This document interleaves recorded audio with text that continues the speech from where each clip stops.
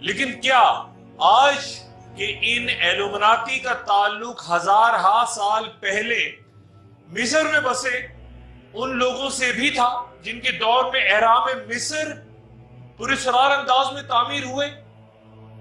گڈری بادشاہوں کا وہ دور جس کے بارے میں تاریخ نہ کچھ بیان کرتی ہے اور نہ ہی آج کی جدید ترین سائنس یہ بتاتی ہے کہ کیا ایلومناتی کا تعلق حضرت یعقوب علیہ السلام کے اس دور سے تھا؟ بہت سی باتیں ایلومناتی اور اس دور کے مصری قوم کے رسم و رواج، ان کی عبادتوں، ان کے طریقہ کار سے ملتی ہیں۔ ایک وقفے کے بعد دوبارہ خوش آمدید۔ اہرام مصر انسانی تاریخ کا وہ 7,000 سالہ پرانا معمہ ہے جو نہ کبھی سلجھ سکا اور نہ ہی کبھی سوال کا جواب درست حاصل ہو سکے گا کہ ان عظیم سنگی مقبروں کو کس نے اور کیوں کر تعمیر کیا۔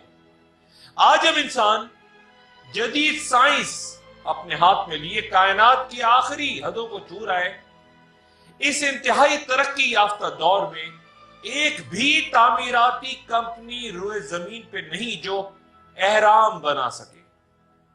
چیوپس سب سے بڑا اہرام رکھنے والا فرعون، یہ اس کا نام تھا، اور اس میں 100 ٹن وزنی پتھر اس طرح آپس میں مہارت سے جڑے ہیں کہ ان کے درمیان جوڑ تلاش کرنا بھی ناممکن ہے۔ اس کی بلندی کچھ 485 فٹ بیان ہوتی ہے اور یہ 13 ایکڑ رقبے پہ پھیلا ہوا ہے، اور اس کا وزن 65 لاکھ ٹن بیان ہوتا ہے۔ اور ساتھ ہی تمام عقل و سائنس ان سوالات کے بعد دم توڑ دیتی ہے کہ پتھر کی کانوں سے 26 لاکھ بلاکس یا اینٹیں کس طرح کاٹے گئے؟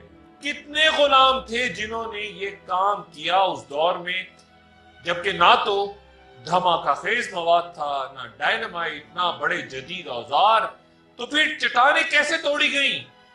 اور پھر یہ بھاری بھرکم پتھر جس جگہ تعمیر ہے اس جگہ کس طرح لائے گئے؟ کس نے انہیں ڈیزائن کیا کہ اگر یہ ہر روز 10 پتھر لگائے گئے تو یہ تعمیر 680 سالوں میں مکمل ہوتی ہے، ایک اہرام کی، صرف ایک اہرام کی۔ اور اگر ہر روز 100 پتھر لگائے گئے تو 70 سالوں میں۔ اور جو سرخ پتھر اس اہرام کے کنگز چیمبر میں لگے ہیں وہ اس جگہ جہاں پہ اہرام موجود ہے اس سے 600 میل دور پہاڑوں کے ہیں۔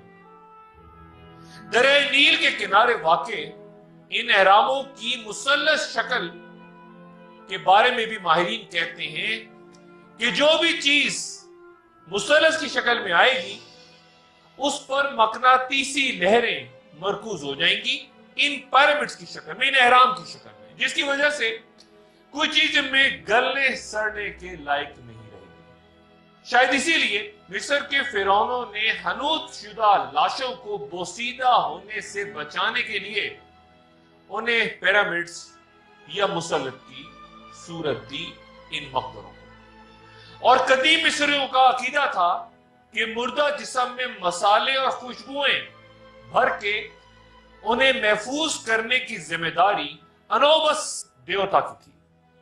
اس دیوتا کا لقب یہ بھی تھا کہ ایسا دیوتا جو خوشبوؤں اور مسالوں کی دنیا میں رہتا ہے۔ اس کی تصاویر یہ نقش آپ کو اہرام میں ہر طرف ملے گی، جہاں دیوتا انوبس مردے کو حنوط کرنے کے آخری مراحل سے بھی گزرتا نظر آ رہا ہے۔ قدیم مصر میں جب کوئی مر جاتا تو پادری انوبس دیوتا کا ماسک لگا کر لاش کو سیدھا کھڑا کر دیتے اور اس کے سامنے اس مردے کے لواحقین آہو بکا کرتے ہوئے اسے کھلاتے پلاتے اور المیہ گیت گاتے۔ یہ منہ کھولنے کی رسم کہلاتی۔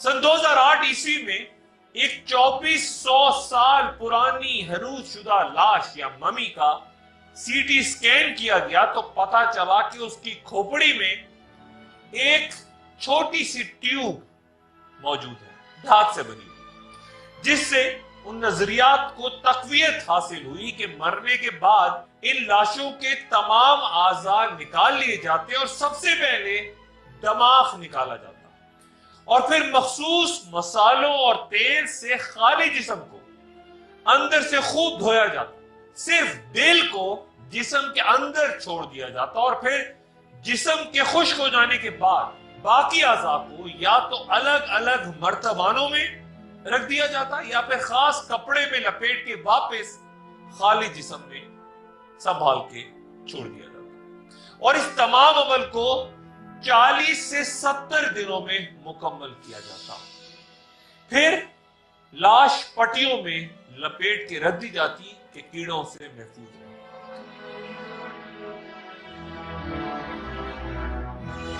احرام مصر کی تعداد 118 سے 138 تک بیان ہوتی اور یہ فرعونوں کے مقبرے ہیں، لیکن قدیم مصر کے ان احراموں کا عہد حاضر کے ایلومناتی یا فری میسن سے تعلق کیا ہے؟ یہ عام سوال۔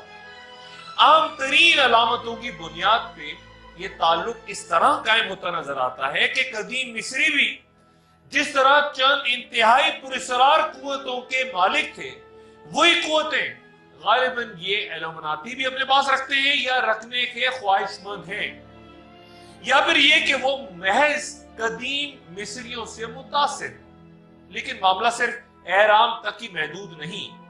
قدیم مصری موت اور بدی کے طاقتور شیطان سیت کے غضب سے ڈرتے اور اس کی پرستش کرتے تھے۔ یہ تمام تباہی اور بربادی کا ذمہ دار بھی ہوتا تھا۔ چاند کے بڑھنے یا گھٹنے، دریائے نیل کے پانیوں کی کمی اور سورج کے طلوع غروب ہونے کا ذمہ دار بھی ہوتا، اور شکار کیے گئے کئی جانور اس کے نظر کیے جاتے۔ اس ڈیوزا کی تصاویر جو احرام میں ہر طرف نظر آتی ہیں، ذرا غور سے دیکھیے، بالکل ایلومناتی کے ایک اہم کردار کی طرح۔ کیا یہ محض اتفاق ہے؟ محققین کا ایک بڑا طبقہ جب احرام مصر کی تعمیر کا کوئی حل ڈھونڈنے میں ناکام ہو جاتا ہے تو پھر کہتا ہے کہ احرام مصر کی تعمیر انسانی ہاتھوں کا کمال ہی نہیں، بلکہ یہ احرام یا تو ہزارہا سال پہلے شیاطین نے تعمیر کیے تھے یا پھر زمین پر کوئی مافوق الفطرت قوت نے انہیں اس انداز میں کھڑا کیا تھا، اور تب سے لے کے آج تک یہ ایلومناتی اور فری میسنز کی خصوصی اہمیت کے حامل۔ کس طرح اور کیوں کر ہم فری میسنز، ایلومناتی اور احرام کا تعلق بنا سکتے ہیں؟ ایک وقفہ، اور وقفے کے بعد دوبارہ حاضر ہوتے ہیں۔ خوش آمدید۔ اس خفیہ تنظیم یا گروہ ایلومناتی، فری میسن، ان کی پیغام رسانی کے لیے استعمال ہوتی علامات یا سمبلز کیا ہیں اور ان کا مفہوم کیا ہے؟ عام ترین ایک علامت یا سمبل سب کچھ دیکھتی آل سینگ آئی ہے، جو کہ ایک نامکمل 13 سطحوں یا منزلوں یا لیئرز پہ مشتمل اہرام یا پیرامڈ پہ رکھی ہے۔ یہ علامت ظاہر کرتی ہے کہ ایلومناتی کا مسیحا عروج پر، سب پر بیٹھا، عالمی حکومت کا سربراہ سب کچھ دیکھ رہا ہے۔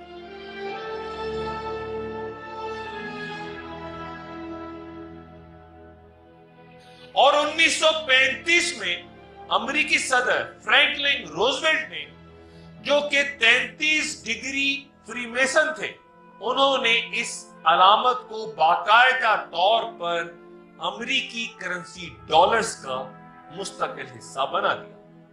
اس سے پہلے 1782 عیسوی میں ہی اس علامت کو باقاعدہ امریکی سرکاری مہر یا سیل کا حصہ بنا دیا گیا تھا۔ اہرام یا پیرامڈ کی 13 منزلیں یا لیئرز ایلومناتی کے 13 اہم خاندانوں کی نمائندگی کرتے ہیں۔ کئی فری میسنز یا ایلومناتی یہ علامت اپنے ہاتھوں سے بنا کر بھی ایک دوسرے سے مصافحہ کرتے ہیں۔ اسی طرح آنکھ پر ہاتھ رکھ کر بھی ایک دوسرے سے تعارف کروایا جاتا ہے۔ یہ ایک آنکھ یا آل سینگ آئی یا سب کچھ دیکھنے والی آنکھ کو ہاتھوں سے، اپنے ہاتھوں کی انگلیوں سے بیان کرنے کا طریقہ ہے۔ اگر آپ 1992 میں قائم ہونے والی یروشلم کی سپریم کورٹ عمارت دیکھیں تو بھی آپ کو یہ علامت نظر آئے گی۔ ایک اور اہم علامت 666 یعنی 3 دفعہ 6 ہندسے کا استعمال ہے، جو کہ نمبر آف بیسٹ یا درندے کا نمبر کہلاتا ہے، اور یہ شیطان کے ساتھ وابستگی کو ظاہر کرتا ہے۔ اس علامت یا نشان کو ہاتھ کی انگلیوں سے بھی مخصوص انداز میں گھما کے ایک دوسرے کو دکھایا جاتا ہے۔ یہ نشان اس قدر عام ہو گیا کہ کئی لوگ اسے بہت اچھا ہے، یہ اوکے کے پیرائے میں بھی استعمال کرتے نظر آتے ہیں۔ عام لوگ، ان کو علم ہی نہیں کہ اس علامت کا مقصد کیا ہے، لیکن Bill Clinton, Michael Jackson, Pope Francis یا ڈونلڈ ٹرمپ اگر یہ غلطی بار بار کریں تو یہ توجہ طلب ہے۔ معروف گلوکارہ بیونسی اور لیڈی گاگا ایک گانے میں ایک ساتھ اس طرح سامنے آئیں کہ ایک فنکارہ ایک آنکھ اور دوسری 666 کا اشارہ بنا کے اپنے فری میسنز اور ایلومناتی سے تعلق کو ظاہر کرتی ہے، جبکہ گھر گھر موجود ڈی وی ڈیز یا ڈی وی ڈی جو ہر گھر میں موجود ہے، اس کے لوگو کے لکھنے کے انداز کو ہی اگر آپ مخالف سمت سے پڑھیں تو آپ کو پیرامڈ یا اہرام پر ایک آنکھ کی علامت واضح طور پہ نظر آئے گی۔ ایلومناتی یا فری میسنز کے لیے آگ یا شعلوں کی علامت بھی بہت عام ہے، کیونکہ یہ لیوسیفر یا روشنی کو اٹھانے والا یعنی شیطان کو دیا گیا لقب ہے۔ پیرس کے وسط میں یہ علامت آپ کو فلیم آف لیبرٹی یعنی آزادی کے شعلوں کے نشان کے طور پہ بالکل اس طرح نظر آئے گی جس طرح نیو یارک میں یہ مجسمہ آزادی یا اسٹیچو آف لیبرٹی کے ہاتھ میں ہے۔ مجسمہ آزادی کے بارے میں یہ دعویٰ کیا جاتا ہے کہ یہ فرانس کے فری میسنز کی طرف سے ایک تحفہ تھا، جو ابتدا میں فری میسنز نے مصر کو بطور تحفہ دینا اور بعد میں ان کا ارادہ تبدیل ہو گیا۔ دنیا کی ایک بڑی فلم بنانے اور تقسیم کرنے والی کمپنی کولمبیا پکچرز کی علامت بھی کولمبیا کے پرچم میں لپٹی ایک عورت ہے، جس کے ہاتھ میں آپ کو وہی علامت یا سمبل واضح طور پہ نظر آئے گا۔ یہ ذہن میں رہے کہ کولمبیا امریکہ کا ایک تصورانہ، شاعرانہ اور تاریخی طور پہ پرانا نام ہے، جو 1697 عیسوی میں پورے امریکہ کے لیے استعمال ہوا تھا۔ یہ لفظ کولمبیا نئی دنیا کے لیے امریکہ کے لیے، اور آج بھی امریکی دارالحکومت واشنگٹن ڈی سی سے مراد واشنگٹن ڈسٹرکٹ کولمبیا ہے۔ ایلومناتی اور فری میسنز کی ایک اور اہم علامت یا نشان یا سمبل بکرے کے سر والا ایک بت ہے، جس کو بھیپومت کہتے ہیں۔ یہ انتہائی اہم یوں ہے کہ اس بت کی عبادت کا الزام لگا کر 14ویں صدی میں ٹیمپلرز کو سزائیں دی گئی۔ اس بت کا ایک بازو اوپر کی جانب اٹھا نظر آتا ہے۔ اب اس بت کو دیکھیے اور پھر مصر میں موجود احرام کے اندر جو آپ کو پرانے دیوتا سیت کی تصاویر نظر آتی ہیں، اس علامت اور اس بت، ان دونوں کو ملا کے دیکھیں اور پھر بتائیں کہ کیا ایلومناتی کا تعلق احرام مصر یا قدیم مصری قوم سے بنتا ہے یا نہیں۔ ایلومناتی کے رہنما بہت کم ہے، لیکن ان کا گروہ بہت مضبوط ہے۔ جن معروف شخصیات پر اس گروپ کی رکنیت کا الزام لگایا جاتا ہے کہ وہ میڈیا کے ذریعے دنیا بھر میں ان کا پیغام پھیلاتے ہیں، ان میں گلوکارہ میڈونا، جینیفر لوپیز، اداکار ول اسمتھ، ایما واٹسن سمیت کئی شخصیات ہیں جو کہ ان الزامات کو مذاق آمیز قرار دیتی ہیں، لیکن یہ طے ہے کہ ایلومناتی میں صرف فنکار ہی نہیں، بین الاقوامی بینکر، سرمایہ دار، سائنسداں، عسکری اور سیاسی رہنما اور ماہرین معاشیات سب شامل ہیں، جو دنیا کو سیاسی، سماجی، نسلی، معاشی اور مذہبی گروہوں کی بنیاد پہ بانٹتے ہیں۔ ان تمام گروہوں کو پھر وہ اسلحہ بھی دیتے ہیں، پیسہ بھی اور طاقت بھی، اور پھر کٹ پتلیوں کی طرح ایک دوسرے کے خلاف صف آرا کروا کے خوریز جنگیں بھی کرواتے ہیں، تاکہ انسانیت رفتہ رفتہ خود تباہی کی طرف چلی جائے، اور یہ اس وقت تک ممکن نہ ہوگا جب تک تمام دینی اور سیاسی ادارے تباہ نہ کر دیے جائیں اور کرۂ ارض کا اقتدار خود بخود بلا شرکت غیر ان کے پاس نہ آ جائے۔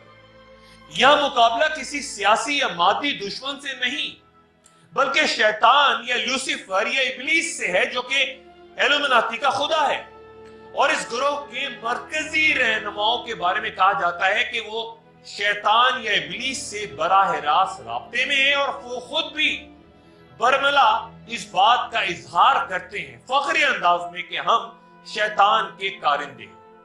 وہ اقرار کرتے ہیں اس بات کو۔ یہ کارندے دنیا کو ان بحرانوں کی طرف لے کے جا رہے ہیں جہاں اپنے جھوٹے خدا یا دجال کی حکمرانی کی راہ ہموار کر سکیں، اور اس شیطانی طاقت کو صرف وہ روحانی قوتیں ہی شکست دے سکتی ہیں جو اس سے زیادہ بااختیار ہو، زیادہ طاقتور ہو، یعنی حضرت امام مہدی اور حضرت عیسیٰ علیہ السلام۔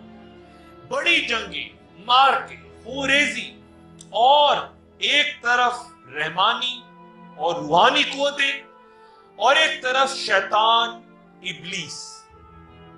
یہ صرف انسانوں کے درمیان مقابلہ نہیں ہے، یہ قوتوں کے درمیان جنگیں ہونے جا رہی ہیں، آخری جنگیں۔